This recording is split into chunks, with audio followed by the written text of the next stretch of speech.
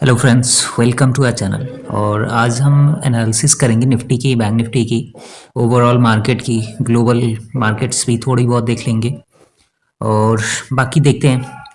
अगर हम निफ्टी में मंथली एक्सपायरी देखें, आई मीन मंथली कैंडल्स देखें, तो मंथली कैंडल्स में हमें दिखेगा कि एक अच्छी बाइंग आ गई है अभी निफ्टी में। यहाँ पे जो है एक इनसाइड कैंडल बना हुआ था, I mean doji, kind of doji बना हुआ है। और इसके बाद से अभी जो करेंटली मंथ चल रहा है वो ऑलमोस्ट काफ़ी अच्छा कर रहा है। अगर इस मंथ की जो क्लोजिंग है, अगर इस जोन पे हो जाए या फिर कहीं पे भी हो जाए, मतलब ये जो बेसिकली ये कैंडल है इसके ऊपर हो जाए, तब तो बहुत अच्छी बात होगी निफ्टी के लिए, इंडियन मार्केट के लिए। क्योंकि फिर क्या होगा ना कि फिर जो नेक्स्ट मंथ की कैंडल बनेगी वो इसके जस्ट ऊपर रहेगी और उस टाइम पे चांसेस रहेगा कि मतलब दूसरी जो कैंडल बनेगी ना, मतलब कैंडल थोड़ी गड़बड़ हो गई बट कोई नहीं, वो जो कैंडल बनेगी ना यहाँ पे जो क्लोज हुआ है, मतलब दिसंबर मंथ अगर लेट से इस जोन पे क्लोज हो जाती है तो इसके ऊपर ही क्लोजिंग आएगी।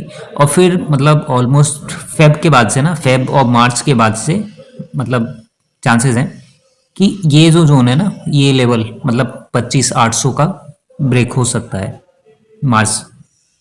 क्योंकि एक महीने में ऑलमोस्ट अगर देखा जाए तो 700 से 800 पॉइंट की मूवमेंट होती है निफ्टी में ऑन एन एवरेज, अगर 2022 से 21-22 से देखा जाए तो अगर उस हिसाब से देखा जाए तो ऑलमोस्ट ये जो कैंडल चल रही है अगर 24,800 25,000 तक पहुंच जाती है तो नेक्स्ट जो कैंडल बनेगी नेक्स्ट मंथ की, यानी जनवरी 2025 की, तो वो हमारी होगी 25,880 से लेके 26,000 का एक रेंज रहेगा कि वो कैंडल वहां तक जा सकती है।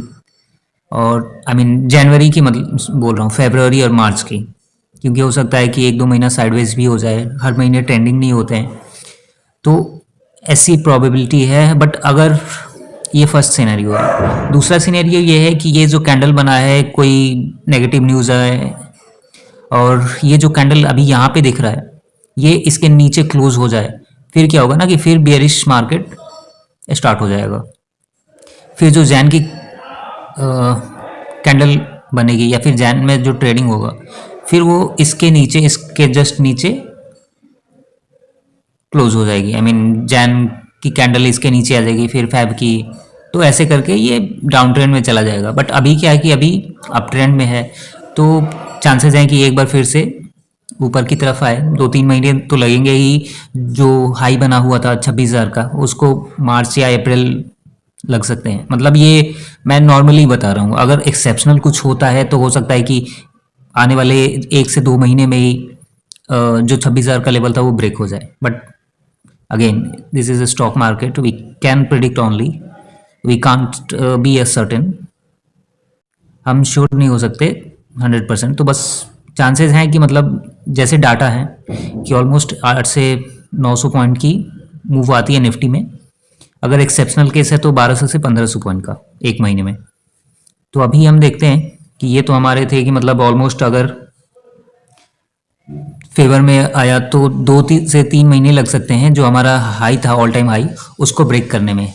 और अगर हमारे फेवर में नहीं आया, मतलब अभी जैसे ट्रेंड चल रहा है, जैसे लास्ट ट्रेडिंग सेशन में एक अच्छा खासा मूव आया था निफ्टी में, तो अगर ऐसे ही मूव आता रहा तब तो अच्छी बात है। बट अगर ऐसा मूव नहीं आता है, कुछ अनएक्सपेक्टेड हो जाता है, जैसे यूक्रेन रसिया का वॉर चल रहा था या फिर कहीं और अभी फिलिस्तीन में स्टार्ट हुआ था, तो अगर ऐसा कुछ सिनेरियो बनता है इन फ्यूचर तो चांसेस रहेंगे। वैसे इतना ज़्यादा तो इम्पैक्ट नहीं पड़ेगा इंडियन मार्केट पे, बट फिर भी एक थोड़ा बहुत पैनिक सिचुएशन क्रिएट हो जाता है।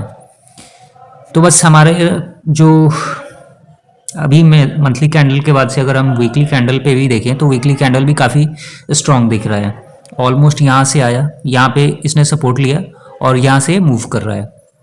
तो अगर यहाँ से मूवमेंट चलती है, अगर लास्ट टाइम देखें तो यहाँ पे अच्छी खासी मूवमेंट ऊपर की तरफ गई थी, फिर वहाँ से थोड़ा सा डाउन साइड भी आया था, फिर वहाँ से अच्छा खासा बाइंग आया था।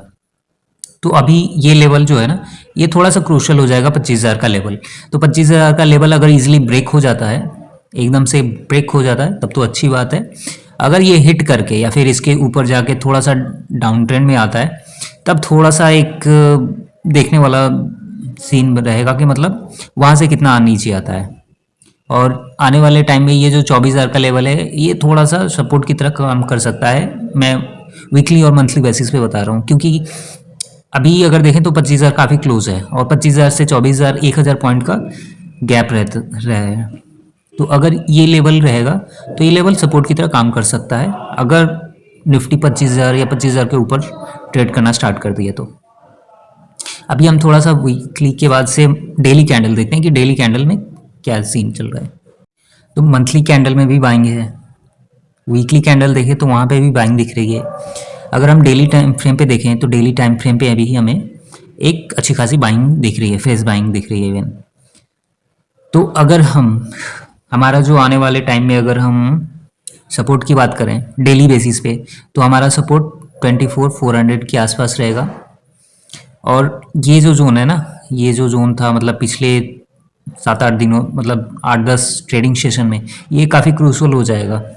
तो ये लेवल जैसे ही ब्रेक होगा फिर मूव जो है ऊपर की साइड में एक अच्छी खासी मूव आएगी और 25,000 का लेवल इजीली ब्रेक हो सकता है। तो अभी देखते हैं कि 15 मिनट टाइम फ्रेम पे कल के लिए हमारा क्या प्लान होना चाहिए।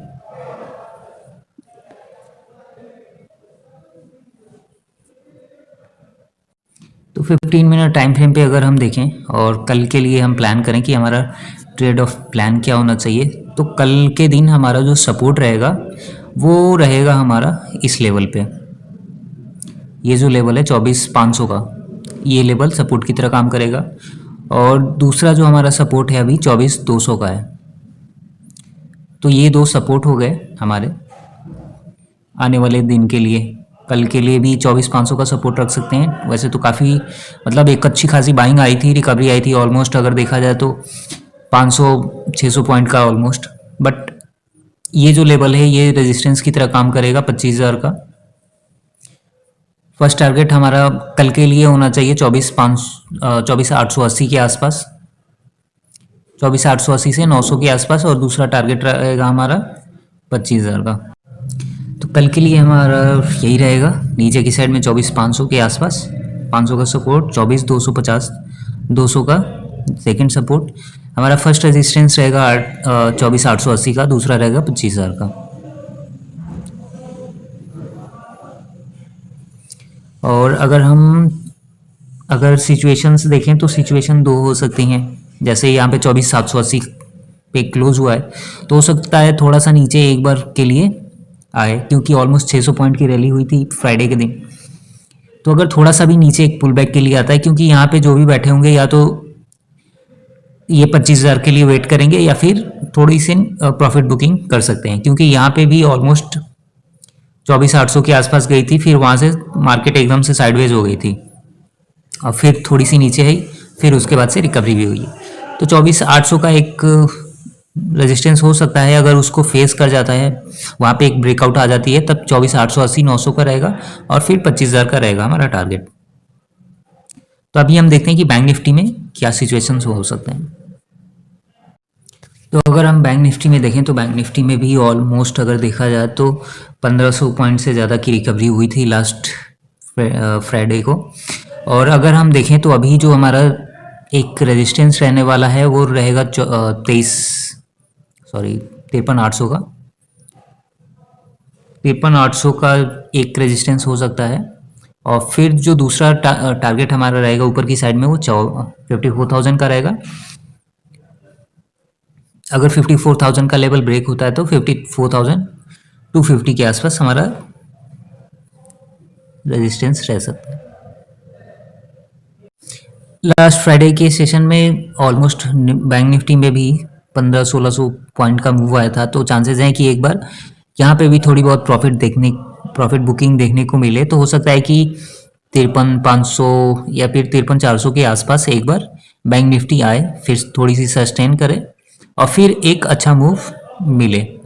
तो ये परफेक्ट सिनेरियो रहेगा बायर्स के लिए। तो कल के लिए हमारा 54,000 और नीचे की साइड अगर देखें तो 53,250 के आसपास रहेगा। डाउ जोन्स की बात करें तो डाउ जोन्स ऑलमोस्ट 45,000 टच करने के बाद से यहाँ पे फॉल देखने को मिला।